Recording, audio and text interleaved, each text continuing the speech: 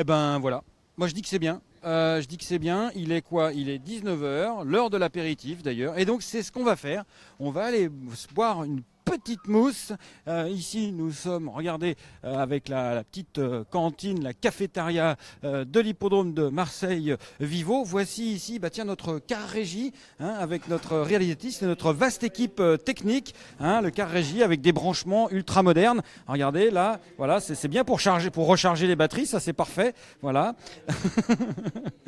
Et voici, voici cette bière qui est vide. D'ailleurs, on va aller demander une petite mousse. Venez avec moi, chers amis, on va aller se demander une petite mousse pour la réalisatrice parce que il lui faut du carburant. Et il n'y a plus personne au bar, c'est affreux, c'est horrible. Et pour le cadreur aussi, il faudrait deux mousses, s'il vous plaît, pour la réalisatrice qui est là-bas et une pour le cadreur aussi. On vous paiera quand on aura de l'argent et il faudra, et pour moi aussi, oui, il nous faudra bien sûr trouver le gagnant de la prochaine pour pouvoir payer les bières. Mais bon, on va essayer de s'arranger. Je ne sais pas combien j'ai ici, en tout cas. Voilà, une bonne bière. Voilà, ça c'est pour papa. Fini l'époque où on s'est enfilé comme ça. Ça c'est la deuxième pour le cadreur. Alors voilà, le cadreur, il est là, en train de boire sa bière. Et là, il nous faudrait une troisième, s'il vous plaît. Voilà, il nous faudrait une troisième bière en direct du bar de l'hippodrome de Marseille Vivo. C'est une troisième bière, bien sûr, pour l'équipe technique hein, qui ne tourne qu'à la bière. Hein, une équipe belge donc. Et donc combien vous dois-je?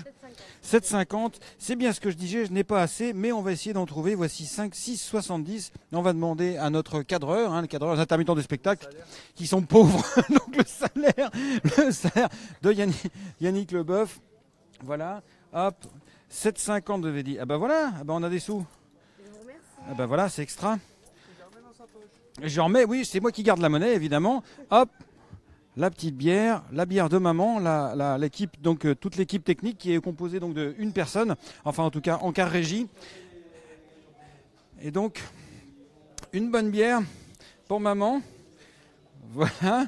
Oui, oui, bah c'est l'heure, hein, c'est l'heure, c'est une petite quéquenne, hein, une quéquenne pour l'heure de l'apéritif. Il est 19 heures.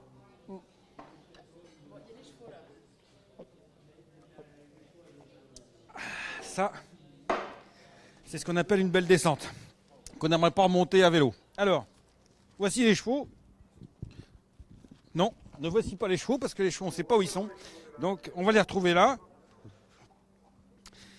On va les retrouver là, les chevaux. Venez avec moi, chers amis. Les chevaux, ils sont là. Ils sont donc un. Il s'agit du numéro 3. Bagnole. Fils de Spiritoine, entraîné par Fabrice Vermeulen. Fille de Spiritoine, entraînée par Fabrice Vermeulen. L'élevage de la Corbeillère. Une jolie pouliche qui a déjà couru 3 fois. Bagnole. Alors bagnole, petite bagnole de l'Orne évidemment. Ah, enfin, qui venait d'être 4e hier après avoir été 2e sur ce parcours. Il avait débuté 6e à Nîmes. Voici donc le numéro 3. Ah, le numéro 8 qui arrive. Alors le numéro 8 qui arrive, eh bien c'est bien. Le numéro 8 qui arrive, c'est... Ah bah on l'a vu tout à l'heure, Jérôme Régnier, mais il faut absolument qu'on aille le revoir. Jérôme, parce qu'il nous présente le numéro 8 et c'est la seule inédite de la course. Alors, une fille de Nathaniel, un jeune étalon intéressant, parce qu'il vient de faire le bon cheval de Nicolas Clément qui a gagné le Gros Méden de jeudi dernier. Elle a été achetée, Jérôme, parce que j'ai super bien préparé ma réunion, 3000 livres donc en Angleterre en fin d'année dernière. Pourquoi? Comment est-elle arrivée? Pourquoi avoir choisi cette fille de Nathaniel et comment est-elle? Alors je ne l'ai pas choisi pour être plus précis moi-même, c'est le propriétaire qui a eu des bons échos de l'ancien entraîneur qui lui a dit qu'elle était loin d'être nulle. Marcus Trégonig. Voilà, Marcus Trégonig. Moi le matin elle n'a pas montré grand-chose, elle a fait une course école, elle a fini dernière, donc on a très très peu d'ambition avec elle. Donc on a le poids le plus petit, on a mis 3,5 kg de décharge, donc elle aura 51 kg pour débuter sur la longue distance de 2006. Et comme je pense que je cours tout aussi vite qu'elle.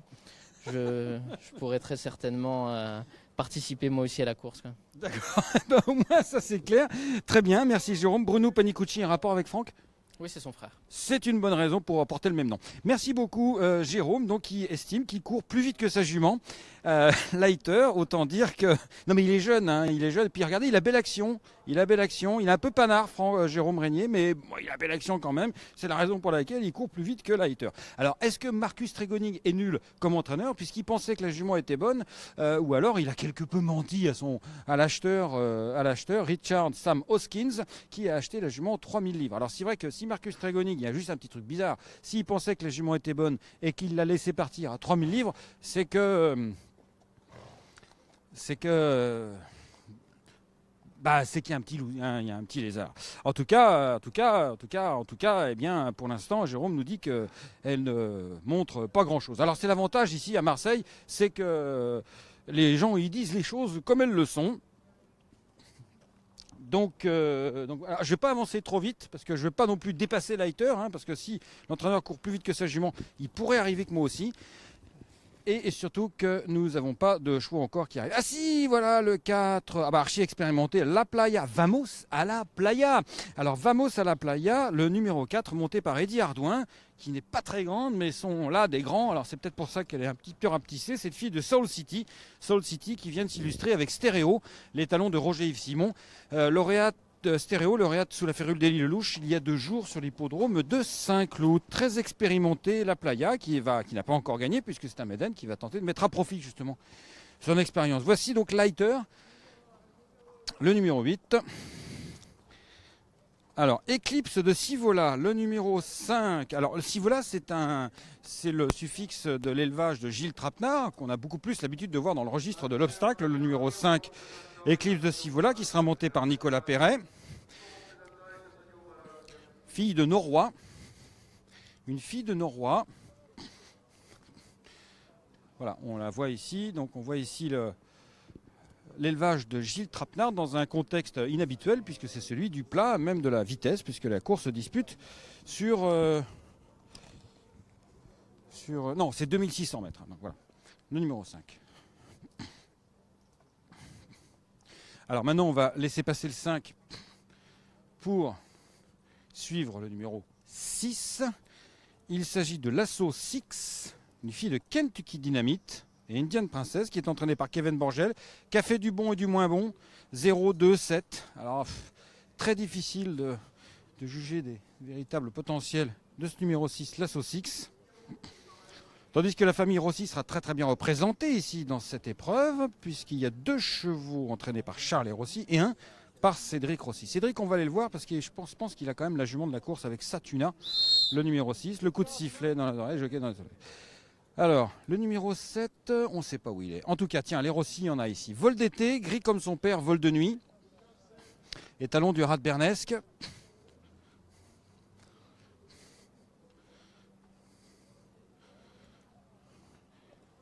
Voilà, qui a pas mal débuté à Compiègne, 6e sur 8. Enfin, 6e sur 8, c'est pas nul, c'est pas bien non plus, évidemment. Alors, bon, on va en savoir un peu plus après la course. Et non. C'est un peu banal de dire ça, mais ça marche à tous les coups. Et Vol de nuit qui a fait un autre gagnant hier. Nous dit notre chef d'édition qui fait réalisatrice, et qui fait tous les métiers et qui boit des bières. Ah, numéro 7, Satuna. Regardez, le numéro 7 va arriver. La voici, qui semble être la jument de la course. Une fille de Rio de la Plata. Rio de la Plata, le père du gagnant de la première course. Qui sera monté par Christophe Soumillon, qui vient de remporter la bonne course pour Chevaudage. Que voici, Christophe Soumillon, qui va tenter de faire le doublé donc avec Satuna, qui appartient à Philippe Thirionnel et l'écurie du Sud, qui a fait de bonnes choses pour l'instant, Satuna. 4e en débutant, 2e pour la dernière fois. Cet élève de Rio de la Plata. Satuna, qui semble la mieux placée ici pour s'imposer. Jolie, très féminine, un modèle élégant. Donc, la première génération de son père, Rio de la Plata, qui avait remporté en son temps le prix Jean-Luc Lagardère. Super bien présenté par Cédric Rossi.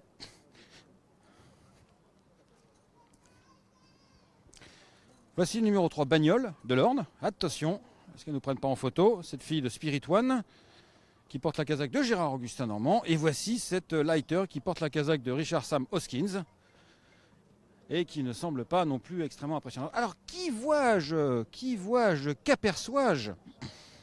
C'est l'entraîneur, c'est Cédric Rossi, l'entraîneur de Satuna. Donc il faut absolument aller demander Cédric Rossi, qui est fort bien accompagné. Bravo, félicitations, comment il s'appelle? Sandro Rossi, un futur entraîneur? Ouais, peut-être, ouais. Pas jockey, c'est sûr, hein, vu le poids qu'il fait déjà. Oui, ça peut changer, oui, un peu comme nous, oui, hein. Un peu comme nous, on peut pas, regardez, c'est pas possible d'être jockey. Pourtant, on aurait été super bon, hein. Mais malheureusement, c'est la nature qui nous a empêchés. Ouais, bon, ça va, j'étais bon driver, ça allait quand même. Exactement, il s'est vengé. Satuna. Alors Satuna, quatrième en débutant, super, elle est très jolie, elle est très féminine. Est-ce que c'est la jument de la course? Comment elle est? Là, elle est quand même pas loin de gagner. Ah ouais, non, si elle gagne pas aujourd'hui, c'est catastrophique. Voilà. Tu te fais curer si elle gagne pas, c'est ça? Ouais, normalement, ouais. Non, normalement, c'est un penalty, normalement. À ce point-là, parce que le matin elle travaille comme un... C'est très bien. Non, mais par rapport aux lignes qu'elle a courues, tout ça, il n'y a qu'un X, c'est peut-être la distance 2006. Arrête.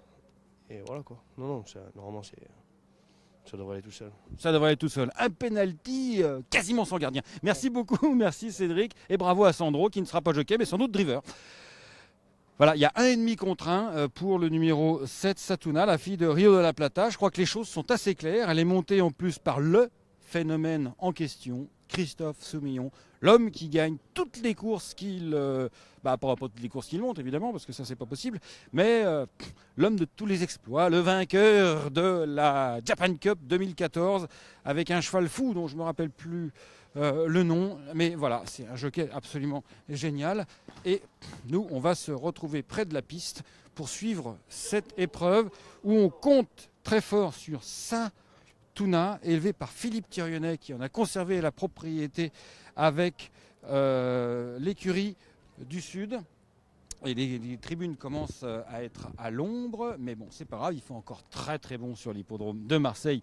Marseille-Vivo, vous voyez, je suis obligé d'en mettre mon turf sur les yeux. Le turf, là, j'ai pas encore tapé comme à l'ancienne le turf sur la barrière pour pousser Satuna à 1,5 contre 1. Je ne sais pas qui est la deuxième favorite, probablement le numéro 3, Bagnole, qui était jolie, hein, la fille de Spirit One. Elle était bien présentée par Fabrice Vermeulen, la pouliche qui porte la casaque en plus classique de Gérard Augustin Normand. Et en tout cas, Lighter, pour les preneurs de Lighter, eh bien, n'oublions pas que Jérôme Régnier nous a dit qu'il courait plus vite que sa jument, ce qui n'est pas bon signe pour la jument, ou alors Jérôme Régnier est un sprinter inavoué. Bagnole, le numéro 3, est la deuxième favorite, à 5,5 contre 1. Mais bon, Cédric Rossi, qui ne parle pas beaucoup, nous dit « Ouais, c'est un penalty. Si elle ne gagne pas aujourd'hui, c'est une catastrophe. » Autant dire que les choses sont claires, peu de mots, mais de l'efficacité. Cédric Rossi a parlé, Cédric Rossi, désormais nous allons le voir, avec Satuna, monté par Christophe Soumillon. Peut-être avons-nous le temps de boire une petite bière avant le départ de la course. Oui, alors on y va tout de suite. Allez, départ dans 4 minutes. Oui, ça laisse le temps largement d'en boire même une pinte.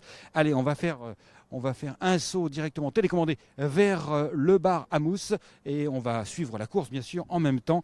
Je vous rappelle que c'est le prix du Vaucluse. Attention quand même, juste 2600 mètres. 2600 mètres, c'est 2600 mètres, hein, comme dirait l'autre.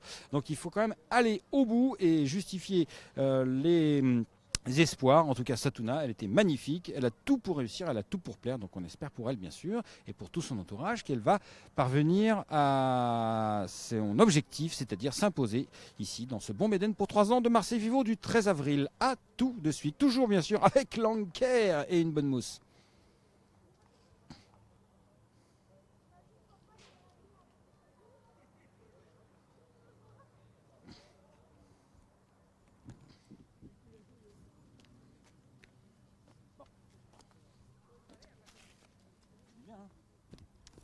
Tu l'as pas fini? C'est là-bas, je pense qu'on regrette.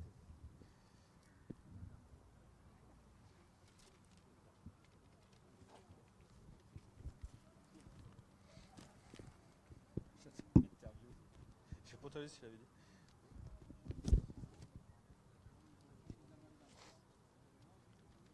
Ok, je coupe le micro. Il a dit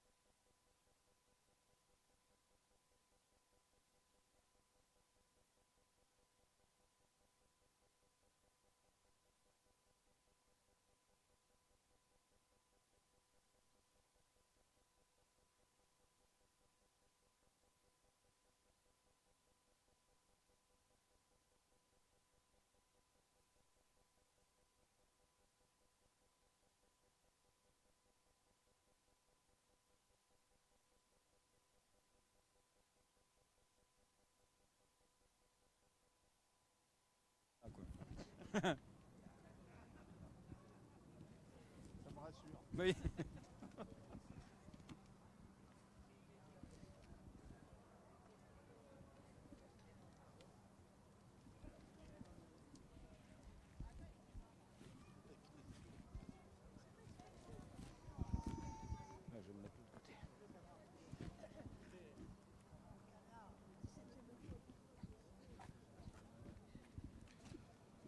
Ok, on va reprendre l'antenne. Je rallume le micro.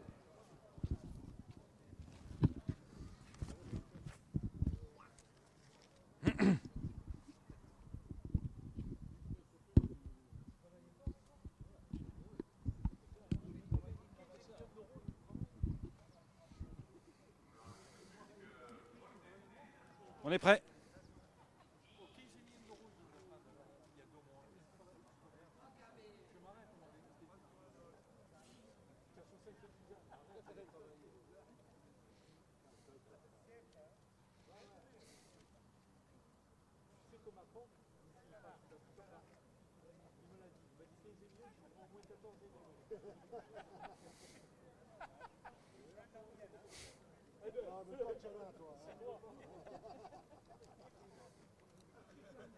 On est à l'antenne?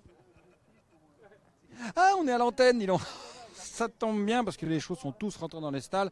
Il y a 1500 mètres, ça va aller très, très, très vite. Mais l'avantage, c'est qu'on sait le gagnant avant la course. Hein, c'est l'avantage des courses.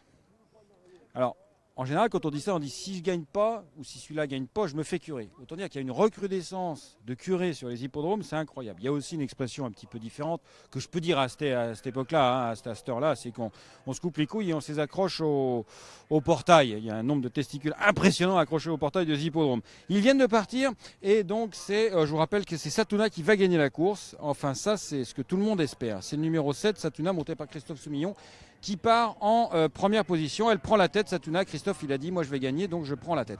Satuna, deuxième place pour le numéro 5. Troisième, Las. Le 5, c'est Eclipse de Sivola, monté par Nicolas Perret, qui s'est placé en deuxième position. Troisième place pour Las, Golden Rush, le cheval de Charles Rossi. La quatrième pour Lighter, qui est donc pour l'instant estimé pas très très rapide par son entraîneur Jérôme Régnier, mais qui est pour l'instant en tout cas quatrième. Le terrain la piste est bonne, forcément, c'est de la PSF. Le train n'est pas très rapide. Christophe, il sait gérer sa petite affaire, il a pris la tête et il est en train de tout reprendre. N'oublions pas que ce n'est pas 1500 mètres ici, c'est 2600 mètres, donc il y a 2 tours de piste.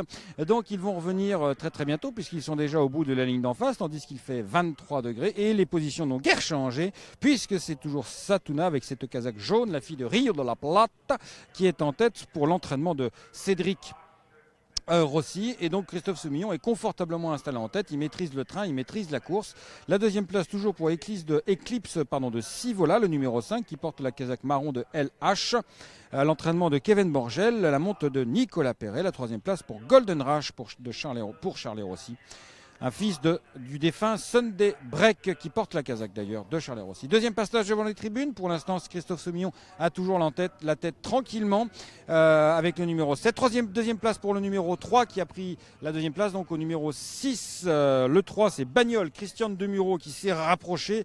Christian Demuro, c'est l'opposition directe ou indirecte. Enfin bon, c'est l'opposition de Bagnol, l'opposition de la favorite Satuna. Donc troisième place pour le Christian Demuro qui s'est mis en serre-file en fait, et en essayant, il va essayer de suivre l'accélération de Christophe Soumillon lorsque ce dernier aura décidé d'appuyer sur l'accélérateur. La troisième place pour l'instant pour l'Asso Six avec Franck Blondel.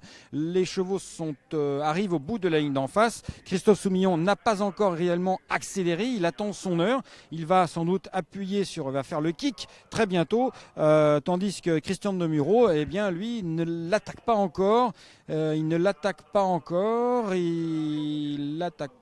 Ici, il essaye de l'attaquer. Pour l'instant, Christophe Soumillon n'a pas trop bougé encore en selle sur Satuna. Il sait qu'il a la meilleure jument de la course. Et c'est le moment de l'accélération. Et c'est parti pour Satuna, qui s'impose, qui est attaqué quand même par Bagnol. Attention. Non, c'est fait. 7, 3, 4, 5. Et elle court pas si mal que ça, Leiter. Elle est avant-dernière, ma foi. Je suis sûr que Jérôme Régnier, s'il avait couru la course, il n'aurait pas été avant-dernier. Oh, je blague, c'est rigolo. Mais au moins, c'est sympa des entraîneurs qui parlent franc, qui parlent vrai. C'est ici la méthode de Marseille. Les bad boys de Marseille.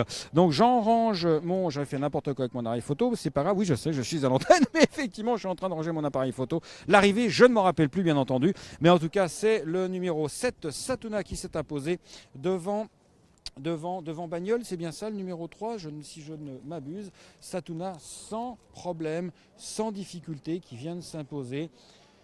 Voilà, Christophe, il savait il a pris aucun risque, il savait qu'il avait la meilleure jument de la course. Donc, il est parti en tête, il s'est imposé 7, 3, 4, 5, 1. Alors, 7, 3, 4, 5, 1.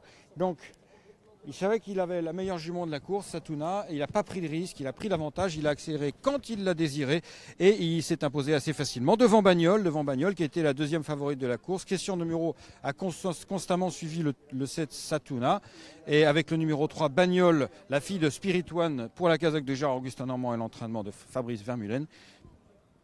Il termine deuxième. La Playa, vamos à la Playa. La jument la plus expérimentée de la course, le numéro 4, la fille de Soul City, prend la troisième place devant le 5, l'Eclipse de Sivola, voilà, qui est parti en deuxième position, qui a tenu son rang. Et là, ce Golden Rush, le fils de Sunday Break, entraîné par Charles Rossi, qui termine 5e. Voici Leiter, qui n'est pas si nul que ça finalement, Leiter. Tandis qu'on va voir arriver ici même le numéro de Vol DTI. Franck Blondel avec le 6, l'Asso 6 qui a essayé de venir et puis au bout d'un moment il n'est plus venu.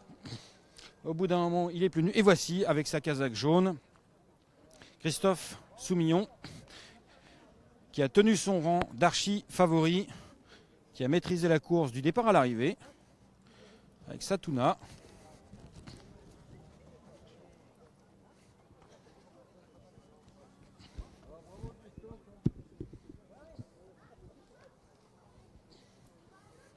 Voilà, il n'a pris absolument aucun risque. Tactique en tout cas.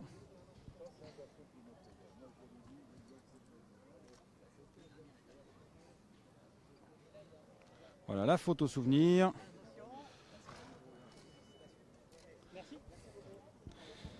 La photo souvenir.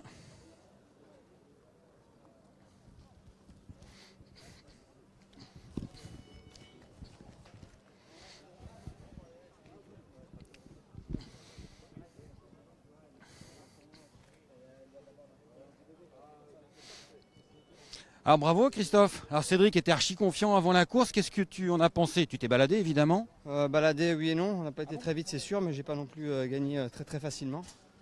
À un moment donné à mini droite, c'est vrai que quand je lui ai demandé d'accélérer, elle est restée un peu dans son geste. Et je pense que c'est une pouliche qui a besoin d'avoir des courses assez rythmées, qui n'a pas trop un gros changement de vitesse, mais c'est bien ce qu'elle fait aujourd'hui. Merci beaucoup Christophe. Merci. Et oui, c'est intéressant l'analyse de Christophe parce que elle s'est baladée oui et non, comme il dit, parce que elle a été en tête. Mais en fait, il est dit que c'est une jument qui demande quand même du rythme. Donc,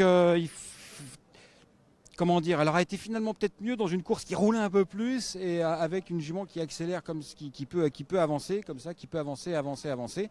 Parce que là, il a été obligé donc il a géré en tête. Il était pas mal placé évidemment, mais bon, quand elle a accéléré comme ça, elle n'a pas forcément un changement de vitesse, extrêmement tranchant, spectaculaire. C'est ce que lui a constaté en selle, c'est ce que nous on a constaté depuis les tribunes. En tout cas, la mission a été accomplie pour Christophe Soumillon en selle sur Satuna, la fille de Rio de la Plata, qui s'impose très facilement, très facilement en tout cas, enfin très facilement, non pas si facilement que ça quand même, comme le dit Christophe Soumillon, aux dépens de Bagnoles, le numéro 3.